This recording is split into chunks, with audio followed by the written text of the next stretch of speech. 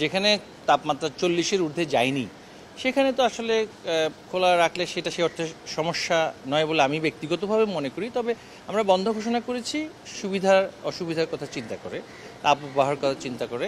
তো সেক্ষেত্রে কোনো প্রতিষ্ঠান যদি অধিক তাপমাত্রার পরও যদি খোলা রাখে তাহলে সেটা আমরা দেখব সেভাবে। তবে আমি এই বিষয়ে এই মুহূর্তে কোনো মন্তব্য করতে চাই না।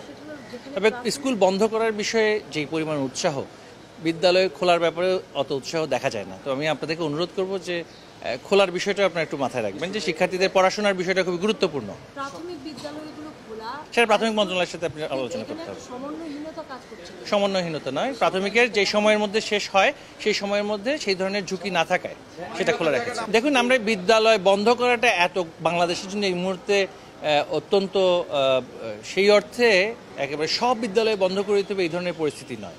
যে সমস্ত জেলায় বন্ধ করার কথা বলা হয়েছে সেখানে যথাযথভাবে ব্যবস্থা নেওয়া হচ্ছে কিনা সেটা আমরা দেখব।